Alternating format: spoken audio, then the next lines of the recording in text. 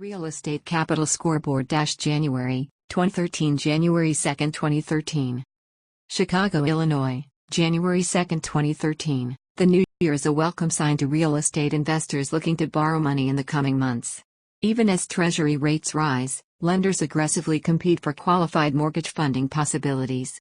Spreads over treasuries tighten as more sources jump into the capital market fray. Cautious optimism fuels lending activities, with overall underwriting discipline still observed, along with the following key trends in the annual Realty Capital Market Forecast for 2013.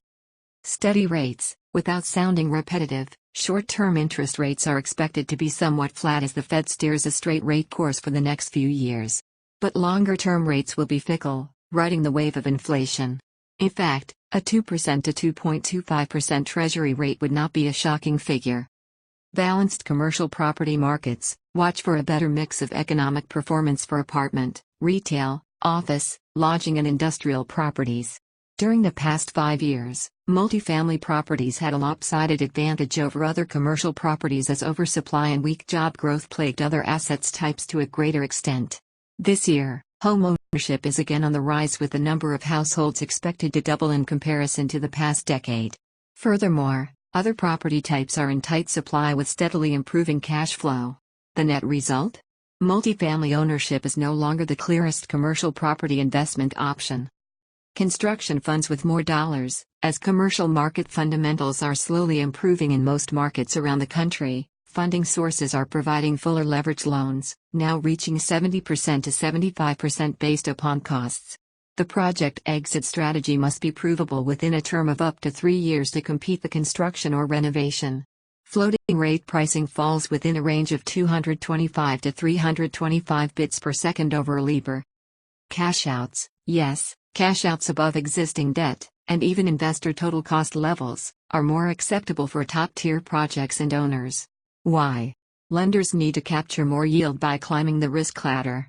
That said, cash flow characteristics must be strong, along with underwriting benchmarks such as debt yields, LTVs, etc. Pricing premiums of 25 to 50 bits per second are common versus standard pricing. Higher leverage via mezzanine, or BP's debt. Numerous fund lenders and even a few life insurance companies have made higher leverage, up to 75% to 85% LTVs on future value, in mezz financing over the first mortgage for properties with upside to be captured down the road. These sources have viewed this debt as an advantage to capture future solid real estate performing properties. Risk sharing. As institutional lenders compete for larger deals, club deals are back again. Typically $50 million or larger, such loans comprise a syndicate of various lenders pooling funds together to invest in larger loans. These club loans are often formulated based upon a pari passu formula of proportional risk and profit sharing. Generally speaking, pool participants seek 25% or less exposure in any given pool, to help with loan diversification guidelines. The Real Estate Capital Institute's research director, Gene Peck, predicts, a recovering economy is a two-edged sword for the mortgage markets, higher performance at the cost of higher rates. The right balance of cash flow, mortgage rates and leverage is always a fragile mix.